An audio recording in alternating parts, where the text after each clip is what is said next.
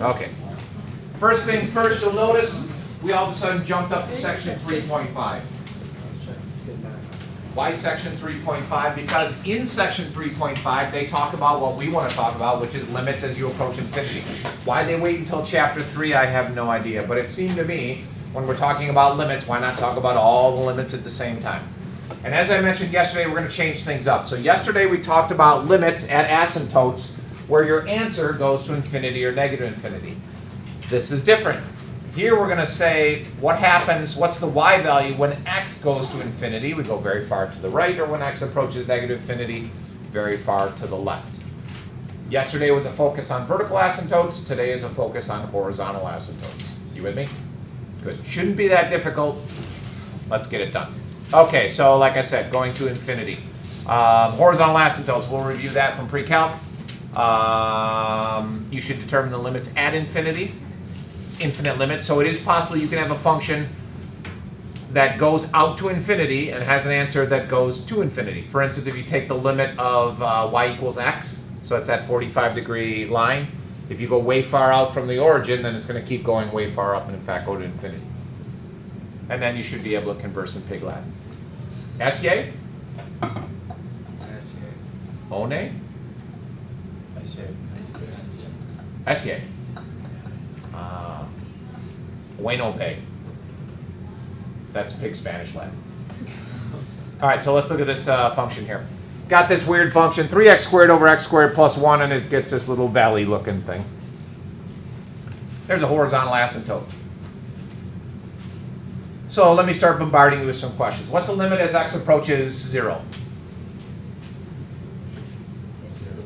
0. Okay. Because if you approach from the left, it goes to 0. You approach from the right, it goes to 0. Limit at 0 is 0. What's the limit at 2? Approximately. 2. Yeah, about 2. Yeah, come up here to 2. You know, it's plug and chug. 2. Okay. Nothing funky in here, right? Okay, good. Now, what happens if I keep going to the right?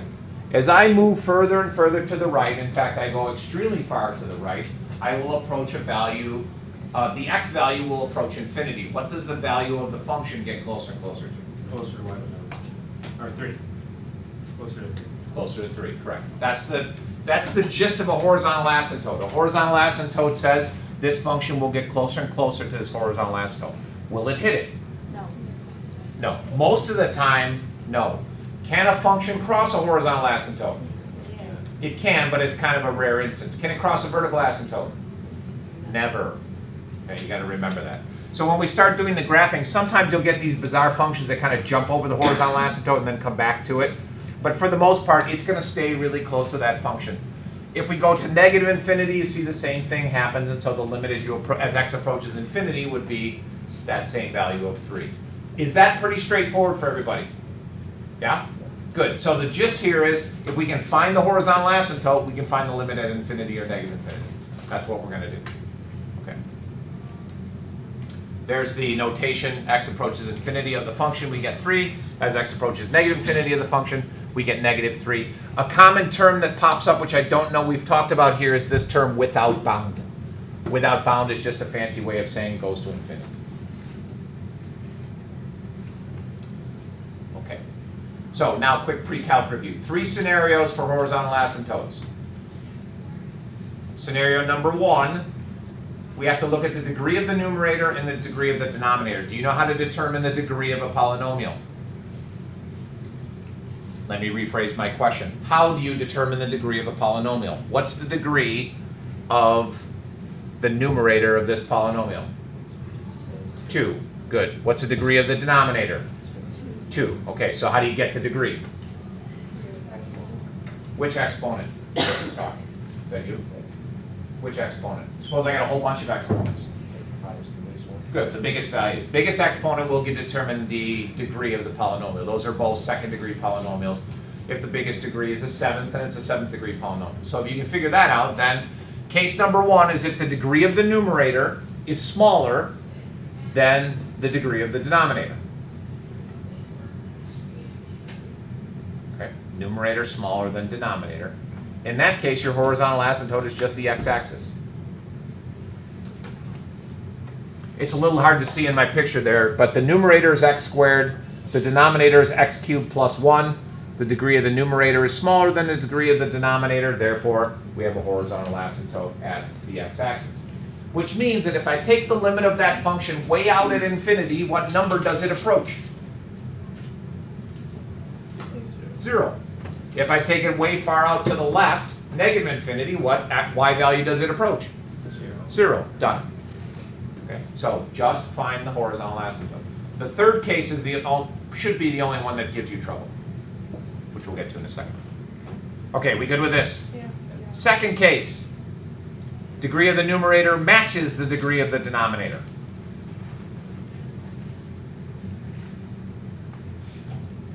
In that case, you have to look at the leading coefficients.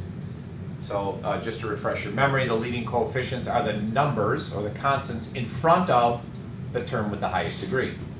So in this case, I've got 3 times x squared plus 2x plus 1. The leading coefficient on the top is 3. On the bottom, I've got 2 times x squared minus 4. The leading coefficient is 2. If the degrees match, then you look at the fraction that's generated by the leading coefficients of each of those terms. That becomes your horizontal asymptote. So this horizontal asymptote is at 3/2, or 1.5 if you prefer.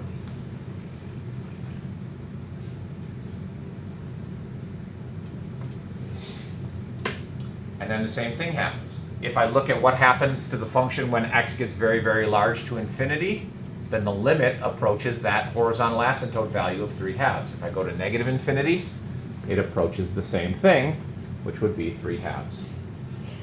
Okay, we good? Those first two cases are the most common that you'll see.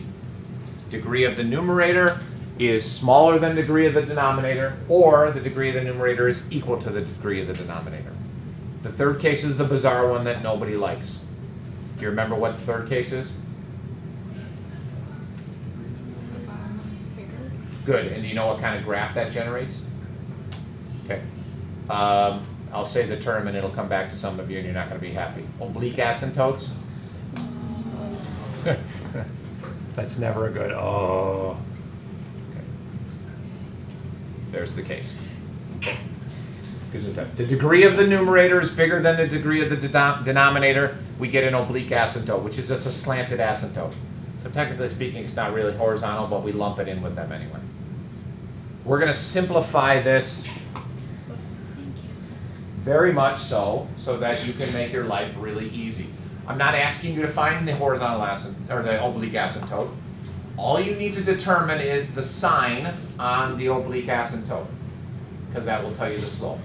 Okay, so think of it this way. An oblique asymptote is going to do one of two things. It's either going to go this way or it's going to go this way. Slope of this is positive. Slope of this is negative. Okay, so let me write this on the board so I'm not standing with my arm up there.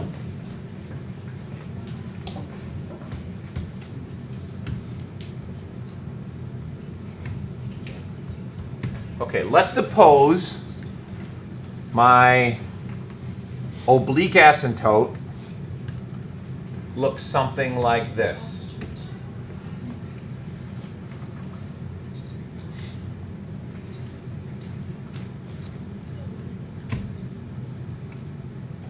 Okay, so that has a positive slope, right? Slope is greater than 0. Which is the case I have in the problem, but we'll get to this. That's all I need to know. If the slope is positive, I know it's going to go up this way. So what happens, let's call this function f of x. Whatever the function looks like, I didn't even draw it in there. What's the limit as x approaches infinity of f of x? Now knowing that it has an oblique asymptote that has a positive slope. If I go very far off to the right, what's happening to the y value? Going up to infinity. Very good. It's going to stay up here around this asymptote because that's why it's there. Therefore, this is going to go to infinity. So this is the weird one. The reason it's weird is because we're taking the limit as x approaches infinity and getting an answer of infinity. Okay, let's go in the other direction. What happens when you take the limit as x approaches negative infinity of this function? As I continue to go to the left, this continues to go down. Down to what? Good, negative infinity. That's if the slope is positive. Now, what if the slope is negative? It's just the opposite.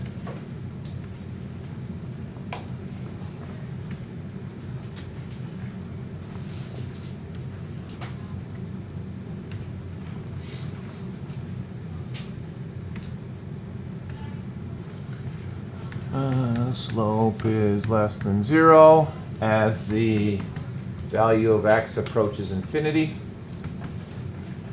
Oh, I forgot the f of x. F of x approaches infinity. What's the value of the limit? What's the y value getting closer and closer to? Good, negative infinity. And then the limit as x approaches negative infinity of f of x is positive infinity. Okay. Now, this whole discussion is based on one simple idea. You can determine if the slope of the asymptote is positive or negative. That's coming next. But are you okay with this idea? You just need to know which way the line goes. Does it go up to the right or up to the left? We good on this? Can I erase this? Yeah, good. Thanks for the audience participation today. Glad to have you on board. Okay. How do you find, if this were back in pre-calc and you were asked to graph that function and you need to find the the oblique asymptote, do you remember how to do that? This is why everybody hates it. Could you divide the numerator by the denominator? Beautiful. You got to divide the numerator by the denominator. So I would take x cubed and divide it by that mess on the bottom. Okay? None of that matters to us. Well, it does. That matters, but all we want to know is, will the answer be positive or negative? So this is all you need to look at. That's a positive term. That's a positive term. What's a positive divided by a positive? Positive. Therefore, the slope is positive, and therefore you can go and use the pictures we had on the other slide. Let's suppose I put a minus sign in front of this cubed. So then I would be taking negative x cubed and dividing it by 2x squared minus 1. Leading term is negative. Leading term is positive. Negative divided by a positive is negative. Therefore, the slope is negative. And you might even just want to draw a quick sketch to see what that looks like. Okay? We don't care where the asymptote is. I will very seldomly ask you to actually find the equation of the line that generates that slope. What I want you to be able to find out is whether it's a positive or a negative slope to be able to take the limit. Okay? Does that make sense? So 3 cases. In my opinion, the third one is the nasty one. The other 2 is just find out where the horizontal asymptote is, and that's what's going to be your limit as you get very far away from infinity, or very far away from the origin. Okay? So like it's saying like the 3 different situations, like greater than, less than, equal to. When is it not a horizontal asymptote? Like The only time it's not a horizontal asymptote is when it's an oblique asymptote. You always, in a rational function, you're always going to have a horizontal asymptote. so if it's like a polynomial on top and bottom. No horizontal asymptote. On the top, are you talking about having a rational function? Yeah. Okay. Ask your question again. I think I answered the wrong question. Like it's saying like degree of numerator is like all the situations are less than, equal to, or greater than. So like I don't know. Never mind. There are no other possibilities. Okay. Top is bigger than bottom. Top is less than bottom. They're both equal. Yeah. So it covers all the possibilities. Okay. So what if it's a constant? Let's look at that. What if I've got the function 1 over x squared? What's the degree of the numerator? 0. 0. There's no- Good. What's the degree of the denominator? 2. 2. Okay. Does that help? Yeah. Okay. If you have a rational function, then the top and bottom have to have degrees. And, well, they don't. Hold on. We're going to be dealing with rational functions that have degrees. Okay. Okay. Things get screwed up if I was to do something like this. Okay. Yeah. I have no clue what that looks like. Nor should you, because I worry about you. Okay? That doesn't necessarily apply to this. We might not get a horizontal asymptote because it's such a bizarre function. Okay. So we're talking about polynomials over polynomials. Okay. Does that answer your question? Yeah. Okay, good. Polynomial. We can see functions like that, but none of this stuff is going to apply. Everybody else good? Pretty straightforward? Awesome. Okay, so I think I said that already. The value of the horizontal asymptote is the value of the limit as you go very far away to, in other words, infinity and negative infinity. It's just a fancy way of saying it. Okay, but I said that on the first 2 seconds. Okay, and so all of that was to get to something like this. Okay. Now I'm going to go through a lot of these examples. Okay. A lot of this isn't going to apply to you. I'm going to show you the calculus way to do things. However, a lot of these calculus ways are not the smart way to do it. This stuff that I showed you would be considered a pre-calc way. The calculus way is a little bit scarier. I give you that problem. How would you do it?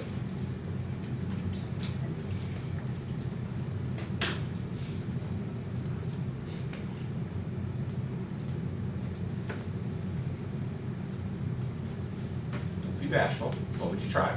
Mark, go ahead. Bingo. One possibility, graph it on the calculator. See if you can tell on the calculator what happens when you get very far over. So set your window to maybe 10,000 and see, does it go shooting off the screen or is it staying close to some horizontal asymptote? Other ideas? What's the first thing you should always do? Plug and chug. Okay. What happens if I put infinity into x? Yeah, how tiny? Yes. Very, very And small. what's another name for a number that's infinitely tiny? Like almost zero. In fact, It's zero. 0, right. Okay, does everybody see that? As the denominator gets very big here, this whole fraction is going to go to 0. Therefore, it disappears, and what should I get for an answer? 5. Okay. That's one way, plug and chug. Now, a lot of people don't get comfortable with that whole plugging infinity in because it gets kind of weird, like what if it's on top, what if it's on the bottom? Other ideas? Well, that doesn't really apply to what we've done because it's not a rational function. So I could apply my limit properties and split that into 2 separate limits. The limit of infinity, a limit as x approaches infinity of 5, and the limit of infinity minus the limit of it as x approaches infinity of 2 over x squared, and go with that. So if we do it that way, let's talk about this from a more pure mathematical sense. Just look at the 2 over x squared. What's the degree of the top? 1. What's the degree of the bottom?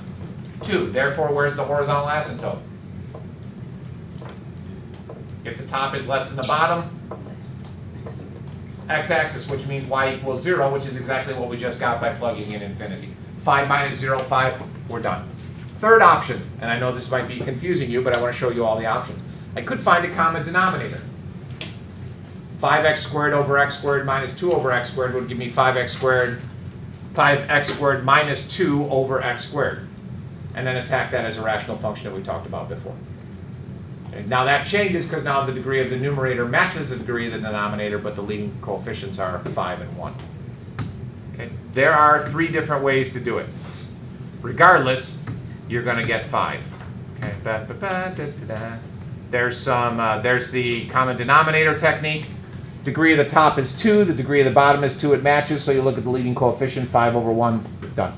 And notice the 2 doesn't matter. That is a common concept. If I plug infinity into there, those numbers are going to get really big. If you're getting really, really big, is subtracting 2 going to have any influence whatsoever? And the answer is no. And that's what I just said. And I'm going quickly. Sorry if you're not keeping up. Let's look at that one. Okay, recalc approach. Degree of the numerator. 1. Degree of the denominator. 1. Horizontal asymptote at 2. So the limit as x approaches infinity equals 2. Done. Easy peasy. Now there's probably a way to complicate that. Let's see what I got. Said that already. Plugging and chugging, which we didn't do, is a train wreck because we get 0 over 0. Or sorry, infinity over infinity. And remember when we had 0 over 0, that I don't know if I used the term, but that's called an indeterminate form. Infinity over infinity is another indeterminate form. So then there's all this bizarre math you could do to try and make things easier. Divide both by x, do all this fun stuff, and then all of a sudden you get a train wreck, and then you got to plug and chug again, However, this is worth mentioning. This is a technique that pops up every once in a while, and what they did here is they realized that the largest term in the top and the bottom is x. Okay, there's no x squared there, there's no x cubed. So what they did is divide everything in that picture by x. Okay, so skip this step. Let's look at this one. 2x divided by x is 2. 1 over x, or 1 divided by x is 1 over x, and I end up with that mess. Now plug and chug. What's going to happen to this when x goes to infinity? 0. What's going to happen to this when x goes to infinity? 0. What are we left with? 2 over 1. Okay. Calculus method, I like the pre-calc method better. Okay. And seldomly, if ever, am I going to require you to use a certain method. I want you to be able to find the limit. I don't care what method you use. Which is what I did there. And then there's a picture just to confirm that we already know. And that function is a little special too, because it not only has horizontal asymptotes, but also has a vertical asymptote, so we can ask all kinds of questions about that bad boy.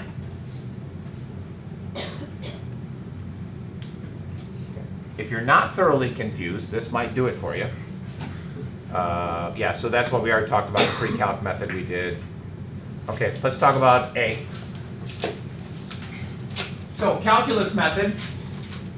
The largest term in the top and the bottom is x squared. I start by dividing everything by x squared.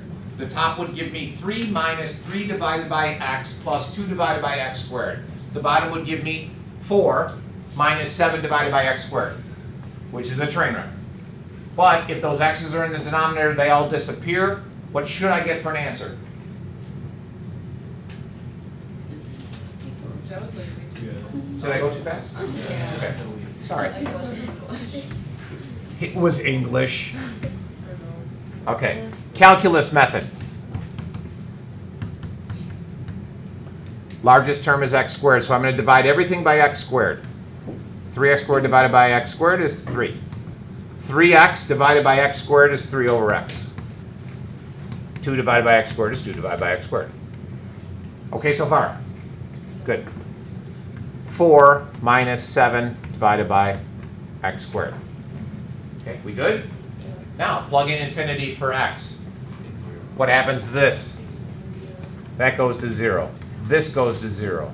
This goes to 0. So we're left with 3/4. Not the technique I would use. What would I do? Here. I have a question. Sure. When you're choosing to do the calc method, are you dividing by the largest Yep. exponent? Okay. Yep. All right. I would use a pre-calc approach. Degree of the numerator? 2. Degree of the denominator? 2. If degree of the numerator matches degree of the denominator, then the horizontal asymptote lies at the fraction generated by the leading coefficients. Leading coefficient at the top is 3, leading coefficient at the bottom is 4, and there, oh look, 3/4. Yeehaw. Again, I don't care what technique you want to use. What word will we If you use a pre-calc method, Yeah. I would probably write a sentence. Okay. Yeah, or say something like degree of num equals 2, degree of denom equals 2, therefore HA occurs at x equals, or y equals 0, or 3/4, therefore the limit is 3/4. Question? Do you say the pre-calc method again? Slower. Not that. Oh, okay. Degree. You knew that was coming, right? Yeah. Degree of the numerator is 2. Degree of the denominator is 2. They match. Yeah. So therefore, the horizontal asymptote is determined by the leading coefficients, and the value of the horizontal asymptote is the same thing as the value of the limit. Okay. Okay? This is the bad one. So, one thing we realize, or you will realize, or I'm telling you right now, is that as x goes to infinity or negative infinity, constants don't matter at all. Are we good with that? If this number gets really, really, really big, subtracting 2 from it isn't going to matter. Adding 1 to it isn't going to, infinity plus 1 doesn't happen. Okay. In essence, what I'm looking for is the limit of 3x over the square root of 2x squared. The calculus method in this is a little ugly. So I'm going to cheat a little bit and do it a different way. Staying with that concept that the constants don't really matter, and by the way, This is borderline cheating, but it's gonna get us where we need to go. I'm just gonna forget about that 2 up on top. Again, because it's a constant when we're going to infinity. And on the bottom, I'm gonna forget about that 1 and just write it as 2 divided by, or square root of 2x squared. Which doesn't seem to help much.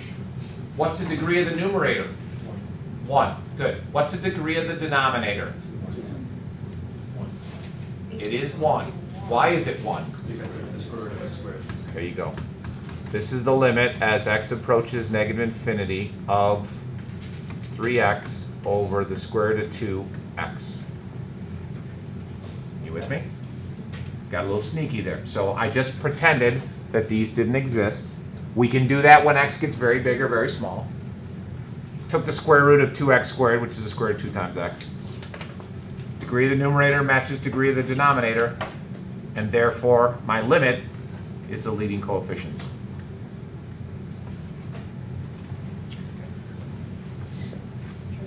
That would definitely be considered cheating, but it gets us where we need to go, so I'm okay with it. If you use that method, especially on the AP test, that's going to require a sentence accompanying it. That sentence would say something like, I realize that since x is getting very large, that the constants at the end of each polynomial have no effect on the outcome of the limit, and therefore, I went and did this trickery. Okay, deal with it, sucker. The College Board likes when you end each written sentence with some type of derogatory term towards the reader, so I would encourage you. We'll practice it a little bit as we get closer to the test. Okay. Are we good here? All right. Get rid of that. So here's all this, yeah, wait, okay, yeah, I did this already. Oh, there's a calculus method, yeah, oh, you just do it, okay, great. And then yeah, oh, yeah, yeah, there's the So I don't even like to look at it, let's just get off the screen. Stop. Oh, wait a second. Negative. Why is my answer negative? Because What the heck? it's not better. So what does that matter? I forgot one little thing. I screwed up. When I took the square root of the square root of 2x squared, I actually get 2 answers, plus or minus. I forgot to take the minus because I'm going way over on the left. So that should be a minus sign there. So I did screw up on that. Okay. When you take the square root of that, that's a subtle point there that pops up that I totally biffed on. Now I just want to get that off the screen. Okay, that's it. Okay, that's it. What do we do? Is it 5? 10. Oh, okay.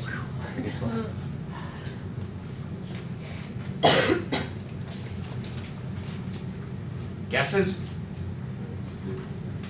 What's A? What's infinity cubed? Infinity. What's negative infinity cubed? Negative. Good, negative infinity. What's in negative infinity squared? Infinity. Okay, good. No tricking you guys, you're too smart. Yeah, I got that, great. There's a picture of x cubed if you didn't know what it looks like. I don't even know why I put that slide in there. I'm deleting that slide. Okay, questions? We're good? The oblique asymptote is gonna cause a little bit of problems, but again, keep it as simple as possible. And then that weirdness that we did on the last example might cause some problems. What lessons are on the quiz tomorrow? Up through 1-4, I believe.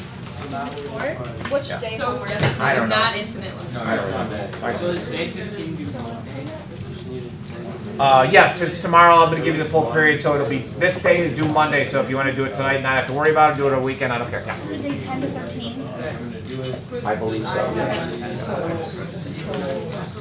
Do you have homework, page 12 and 13?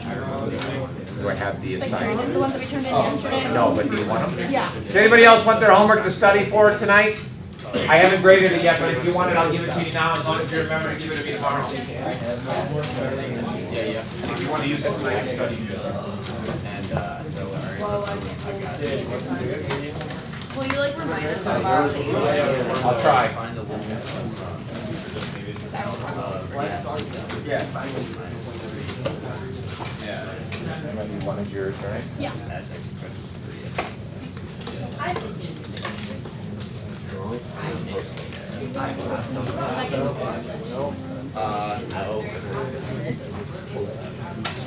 else want their homework? Okay. I also Let's see. Sid's is there. Pull Sid's out of there.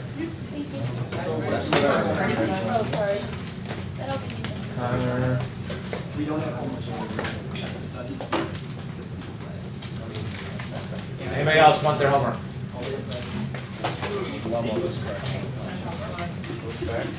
Miss Rios. So Spanish it's 12. I'm not going to. Anybody else?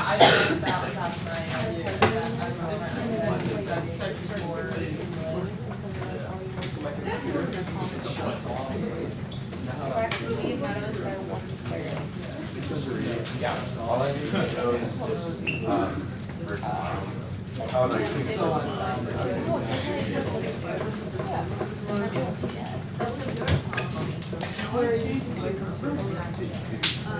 I just want Meadows to stop recording. Yeah.